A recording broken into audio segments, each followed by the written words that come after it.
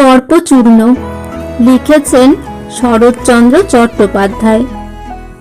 দিন দুই পরে কথায় কথায় ইন্দু অত্যন্ত বিরক্ত হইয়া বলিয়া উঠিল, যদি সত্যি কথা শুনলে রাগ না করো তাহলে বলি ঠাকুরজি, বিয়ে করা তোমার দাদার উচিত হয়নি, এই অম্বিকা বাবুরও হয়নি। বিমলা জিজ্ঞাসা করিল, কেন? কারণ প্রতিপালন করার ক্ষমতা না থাকলে এটা মহা পাপ। উত্তর শুনিয়া বিমলা মর্মাহত হইল। ইন্দুকে সে ভালোবাসিত। খানিক পরে কহিল, অম্বিকা বাবুর অন্যায় হয়ে থাকতে পারে, কিন্তু তাই বলে তার নিজের স্ত্রী কর্তব্য করবে না? তাকে তো মরণ পর্যন্ত স্বামী সেবা করতে হবে। কেন হবে? তিনি অন্যায় করবেন, যাতে অধিকার নেই তাই করবেন, তার ফল ভোগ করব আমরা। তুমি ইংরেজি পড়নি, আর 5টা সভ্য সমাজের খবর রাখো না, নইলে বুঝিয়ে দিতে পারতুম কর্তব্য শুধু একদিকে থাকে না, হয় দুদিকে থাকবে, না হয় থাকবে না।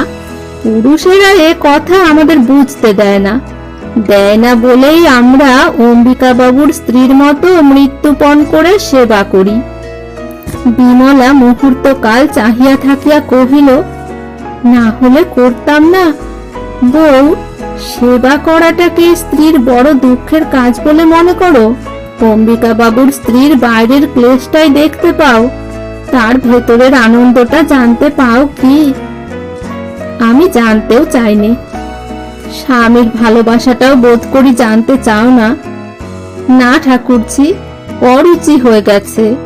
বরং ওটা কম করে নিজের কর্তব্যটা করলেই হাঁফ ছেড়ে বাঁচি। বিমলা দাঁড়াইয়াছিল, নিঃশ্বাস ফেলিয়া ধীরে ধীরে বসিয়া পড়িয়া বলিল, ঠিক এই কথাটাও আগেও একবার বলেছ, কিন্তু তখনও বুঝতে পারিনি, এখনো বুঝতে পারলুম না। আমার দাদা তার কর্তব্য করেন না কি সে তা তুমি জানো? অনেক বই পড়েছ, অনেক দেশের খবর জানো, তোমার সঙ্গে তর্ক করা সাজে না। কিন্তু আমার দৃঢ় বিশ্বাস, স্বামী ন্যায় অন্যায় যাই করুন, তার ভালোবাসা অগ্রাহ্য করবার স্পর্ধা কোনো দেশের স্ত্রীরই নেই। আমার তো মনে হয় ও জিনিস হারানোর চেয়ে মরণ ভালো, তারপরেও বেঁচে থাকা শুধু বিড়ম্বনা। আমি তা মানি নে। মানো নিশ্চয়ই, বলিয়া বিমল হাসিয়া ফেলিল। তাহার সহসা মনে হইল এ সমস্তই পরিহাস। সত্যই তো, পরিহাস ভিন্ন নারীর মুখে ইহা আর কি হইতে পারে?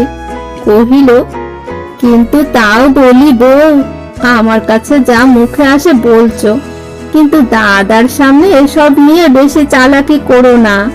কেননা পুরুষ মানুষ যতই বুদ্ধিমান হন, অনেক সময়ে তামাশা কি না ধরতে পারে না।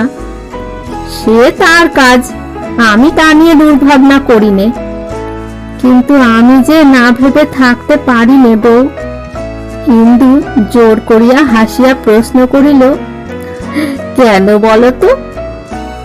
বিমলা একটুখানি ভাবিয়া বলিল, রাগ করো না বউ, কিন্তু সেই অসুখের সময় আমার সত্যি মনে হয়েছিল দাদা যে তোমাকে পাবার জন্য এক সময় পাগল হয়ে উঠেছিলেন।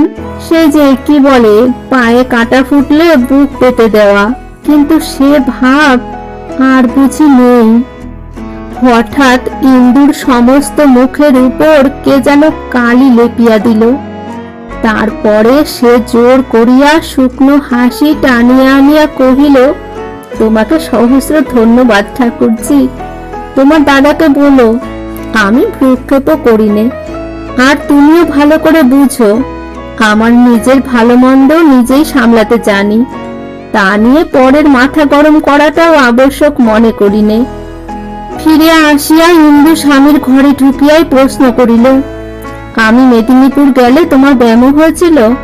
নরেন্দ্র খাতা হইতে মুখ তুলিয়া ধীরে ধীরে বলিল, না ব্যামো নয়, সেই ব্যথাটা। খরচ বাঁচাবার জন্য ঠাকুরজির ওখানে গিয়ে পড়েছিলে, স্ত্রীর এই অত্যন্ত কটু ইঙ্গিতে নরেন্দ্র খাতাটার উপর পুনর্বার ঝুঁকিয়া পড়িয়া কয়েক মুহূর্ত মৌন থাকিয়া মৃদু কণ্ঠে বলিল, বিমল এসে নিয়ে গিয়েছিল। কিন্তু আমি শুনতে পেলে বলে দিতুম, অক্ষমদের জন্যই হাসপাতাল সৃষ্টি হয়েছে, পরের ঘাড়ে না চড়ে সেইখানে যাওয়াই উচিত। নরেন্দ্র আর মুখ তুলিল না, একটি কথাও কহিল না। ইন্দু টান মারিয়া পর্দাটা সরাইয়া বাহির হইয়া গেল। ধাক্কা লাগিয়া একটা ক্ষুদ্র টিপাই ফুলদানি সমেত উল্টাইয়া পড়িল। সে ফিরিয়াও চাহিল না। মিনিট পাঁচেক পরে তেমনি সজোরে পর্দা সরাইয়া ফিরিয়া আসিয়া কহিল, ঠাকুরজি খবর দিতে চেয়েছিলেন, তুমি মানা করেছিলে কি জন্যে? ভেবেছিলে বুঝি আমি এসে ওষুধের সঙ্গে বিষ মিশিয়ে দেব? নরেন্দ্র মুখ না তুলিয়াই বলিল, না, তা ভাবিনি। তোমার শরীর ভালো ছিল না। ভালো ছিল, যদিও খবর পেলেও আমি আসতুম না, সে নিশ্চয়। কিন্তু আমি সেখানে যে রোগে মরে যাচ্ছিলাম এ কথাও তোমাকে চিঠিতে লিখিনি। অনর্থক কতগুলো মিথ্যে কথা বলে ঠাকুরজিকে নিষেধ করবার হেতু ছিল না। বলিয়া সে যেমন করিয়া আসিয়াছিল তেমনি করিয়া চলিয়া গেল। নরেন্দ্রও তেমনি করিয়া খাতাটার পানে ঝুঁকিয়া রহিল। কিন্তু সমস্ত লেখা তাহার লেপিয়া মুছিয়া চোখের সম্মুখে একাকার হইয়া রহিল। ইন্দু পর্দার অন্তরাল হইতে বাহির হইয়া ডাক্তারকে কহিল, আপনি গগনবাবুর বাড়িতে আমার স্বামীর চিকিৎসা করেছিলেন? ইন্দু পর্দার অন্তরাল হইতে বাহির হইয়া ডাক্তারকে কহিল, আপনি গগনবাবুর বাড়িতে আমার স্বামীর চিকিৎসা করেছিলেন? বুড়া ডাক্তার চোখ তুলিয়া ইন্দুর উদ্বেগ মলিন মুখখানির পানে চাহিয়া ঘাড় নাড়িয়া সায় দিলেন। ইন্দু কহিল, কিন্তু তিনি সম্পূর্ণ আরোগ্য হয়েছেন বলে আমার মনে হয় না। এই আপনার ফ্রির টাকা, আজ একবার ওবেলা যদি দয়া করে বন্ধুভাবে এসে তাকে দেখে যান, বড় উপকার হয়। ডাক্তার কিছু বিস্মিত হইলেন। ইন্দু বুঝাইয়া বলিল, ও স্বভাব চিকিৎসা করতে চান না। ওষুধের প্রেসক্রিপশনটা আমাকে লুকিয়ে দেবেন, তাকে একটু বুঝিয়ে বলবেন। ডাক্তার সম্মত হইয়া বিদায় লইলেন। রামটহল আসিয়া সংবাদ দিল, মাঝি, বল্লভ স্যাকড়া এসেছে। এসেছে? এদিকে ডেকে আন। ও বল্লভ, একটু কাজের জন্য তোমাকে ডেকে পাঠিয়েছিলুম। তুমি আমাদের বিশ্বাসী লোক।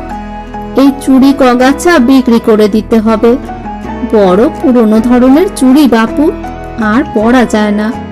এ দামে নতুন একজোড়া কিনবো মনে করছি। বেশ তো মা, বিক্রি করে দেব। মিষ্টি এনেছো তো? ওজন করে দেখো দেখি কত আছে। দামটা কিন্তু বাপু আমাকে কালই দিতে হবে, আমার দেরি হলে চলবে না। তাই দেব। বল্লভ চুড়ি হাতে করিয়া বলিল, এ যে একেবারে টাটকা জিনিস মা, বেচলেই তো কিছু লোকসান হবে। তা হোক বল্লভ, এ গরমটা আমার মনে ধরে না। আর এ সম্বন্ধে বাবুকেও কোনো কথা বলো না। বাবুদের লুকাইয়া অলংকার বেচা কেনার ইতিহাস বল্লভের অবিদিত ছিল না। সে একটু হাসিয়া চুড়ি লইয়া গেল।